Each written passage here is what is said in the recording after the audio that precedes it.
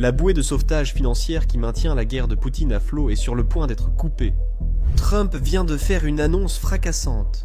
L'Inde va arrêter d'acheter du pétrole russe. C'est la nouvelle que Poutine ne voulait pas entendre, car l'Inde et la Chine sont devenues les dernières vaches à lait. Maintenant cette guerre après les sanctions occidentales. Maintenant, publiquement, l'Inde nie ces affirmations. Mais les données prouvent que la trahison est déjà en cours. Les raffineries indiennes appartenant à l'État ont réduit leur achat de pétrole russe de 45%, un changement catastrophique qui a forcé le Kremlin à doubler sa remise. Il s'agit du geste désespéré ultime de la Russie. Poutine propose une remise que son économie ne peut pas se permettre, car il sait que si l'Inde arrête d'acheter, le marché pétrolier russe s'effondrera complètement.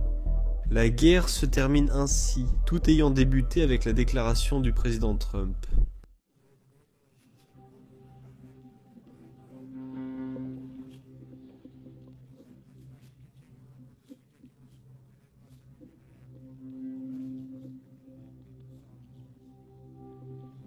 Cette guerre n'aurait jamais dû commencer et la Russie aurait dû la gagner dès la première semaine. Et ils entrent dans la 4e année et je veux que cela s'arrête. Je n'étais donc pas content que l'Inde achète du pétrole, mais il m'a assuré aujourd'hui qu'il n'en achèterait pas à la Russie. C'est un grand arrêt. Il m'a assuré qu'aucun pétrole ne serait acheté à la Russie. Je ne sais pas si c'est exclusif. Puis-je le dire? Diriez-vous qu'il n'y aura pas de pétrole? Il n'achète pas à la Russie. C'est commencé, mais on ne peut pas le faire tout de suite. C'est un petit processus bientôt terminé. Maintenant, le ministère indien des Affaires étrangères a répondu aux déclarations du président Trump. Et beaucoup disent qu'il nie ce qu'a dit Trump, mais ce n'est pas exactement ce que dit le communiqué. Regardez cela par vous-même. Notre priorité constante a été de protéger les intérêts du consommateur indien dans un contexte énergétique volatile. Cela inclut l'élargissement de nos sources d'approvisionnement en énergie et la diversification selon les besoins pour répondre aux conditions du marché. L'administration américaine actuelle a manifesté son intérêt pour approfondir la coopération énergétique avec l'Inde. Les discussions sont en cours. Maintenant, je ne pense pas que ce soit un démenti de ce qu'a dit Trump, mais ce n'est pas non plus une confirmation. Vous pouvez voir cela de deux façons. D'abord, l'Inde voulait éviter de contrarier Trump, alors il nie ses propos très diplomatiquement. D'accord ? Ou vous pouvez le voir d'une autre manière, et c'est qu'ils ne veulent pas confirmer ce qu'a dit Trump. Donc ils publient un communiqué de manière diplomatique pour ne pas énerver la Russie. Parce qu'il est important de se rappeler que l'Inde considère la Russie comme un allié très solide pour une raison quelconque. Donc, ce sont les deux scénarios possibles. Et c'est là que je veux vous montrer la déclaration que l'Inde a publiée il y a seulement quelques mois. Vous vous souvenez, en août, lorsque le président Trump a signé un tarif secondaire de 25% sur l'Inde pour avoir acheté du pétrole russe, c'était en quelque sorte une punition pour pousser l'Inde à arrêter d'acheter. Eh bien, c'est à ce moment-là que l'Inde a rapidement annoncé qu'elle ne cesserait pas d'acheter du pétrole russe malgré les tarifs américains. Il n'y avait aucune diplomatie ici, c'était aussi clair que possible. Maintenant, ils auraient pu refaire la même chose, mais ils ne l'ont pas fait.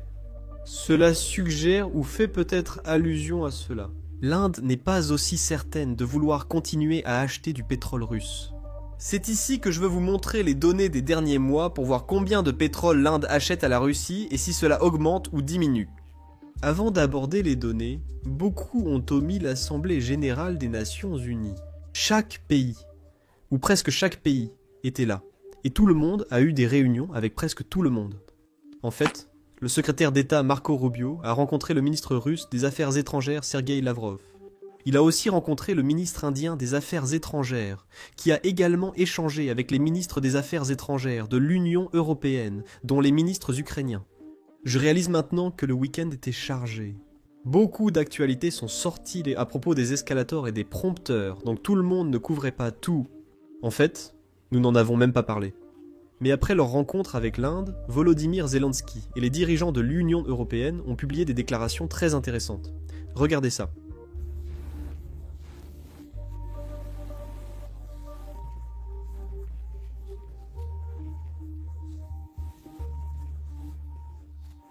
Tu penses que ça va arriver ? Je pense que l'Iran ne sera jamais de notre côté, parce que nous ne serons jamais du côté des États-Unis. Je pense que l'Inde est avec nous. Oui, il y a ces questions énergétiques, mais je crois que le président Trump saura les gérer avec les Européens et renforcer les liens avec l'Inde. Et je pense que nous devons tout faire pour ne pas éloigner les Indiens, et ils changeront leur attitude envers le secteur énergétique russe. J'en suis sûr. Avec la Chine, c'est plus compliqué car ce n'est pas pour maintenant et ils ont intérêt à soutenir la Russie. Un message très similaire a également été transmis par le président finlandais, Alexander Stubbs. Écoutons ce qu'il a dit. Je me demande ce que vous pensez de ce que nous voyons en ce qui concerne le renforcement de l'alliance entre la Chine, l'Inde et la Russie. Eh bien, je pense qu'il y a une politique étrangère multivectorielle qui se met en place là-bas. Je pense que, bien sûr, la Russie et la Chine, il y a une connexion directe. Au début des années 1990, la Chine et la Russie avaient des économies équivalentes. Aujourd'hui, la Chine est plus de 10 fois plus grande. Et en fait, avec ses achats de pétrole, ses achats de gaz, avec ses échanges technologiques, cela donne effectivement à la Russie la possibilité de mener la guerre. Il existe un lien très étroit. Ensuite, bien sûr, avec l'Inde, vous savez, l'Inde est un allié très proche de l'Union européenne et bien sûr aussi des États-Unis. Donc je ne les mettrai pas dans le même panier. Mais l'Inde est évidemment une superpuissance émergente. Elle a la démographie, elle a l'économie de son côté. Je maintiens qu'il est essentiel pour l'Occident de collaborer avec l'Inde. Maintenant, bien sûr, je comprends que tout cela n'est que des paroles. Finalement, seules les actions comptent, pas les paroles. Voyons comment les raffineries indiennes ont agi ces derniers mois. Selon l'Economic Times, qui est un journal indien, les importations de pétrole russe par l'Inde d'avril à septembre ont chuté de plus de 8%. Les raffineries indiennes ont en fait déplacé leurs importations vers le Moyen-Orient et les États-Unis. Les importations de pétrole indien depuis les États-Unis sont à leur plus haut niveau en 2 ans. Selon le ministère indien des Affaires étrangères, ils négocient un accord commercial avec les États-Unis pour acheter plus de pétrole indien. Ce qui, bien sûr, n'est pas une bonne nouvelle pour la Russie. En fait, les raffineries publiques indiennes ont presque réduit de moitié leurs achats de pétrole en provenance de Russie au cours des derniers mois. On est passé de 11 millions de barils en juin à environ 60 000 barils en septembre. Par jour, cela équivaut à une baisse d'environ 45%. C'est vraiment une chute énorme. En fait, ces niveaux d'importation sont les plus bas depuis mai 2022. Maintenant, une façon d'interpréter cela, et je dirais que c'est assez évident, c'est que ce sont des raffineries appartenant à l'État. Donc le gouvernement indien leur dit où ils peuvent acheter le pétrole, et où ils ne peuvent pas. Le fait qu'ils réduisent leurs achats alors que le pétrole russe est vendu à prix réduit en dit long sur la direction que prend la politique indienne. En parlant de réduction, le gouvernement russe a remarqué cette tendance, et ils ont en fait doublé la remise qu'ils offrent sur leur pétrole. Maintenant, cette information date d'1 semaine, donc en termes de guerre en Ukraine, c'est comme si ça faisait 7 ans, ou quelque chose comme ça. Tout évolue tellement vite. Mais cela nous montre que si l'Inde continue de ralentir ses achats, Poutine est prêt à offrir une remise de plus en plus importante. Maintenant, c'est quelque chose qui va devenir très important alors que l'Inde négocie son accord commercial avec les États-Unis. Nous en parlerons dans un instant. Au moment de l'enregistrement, c'était il y a quelques heures.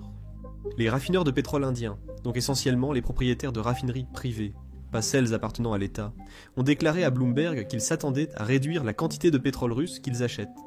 Non pas l'arrêter, mais la réduire fortement d'ici la fin de l'année.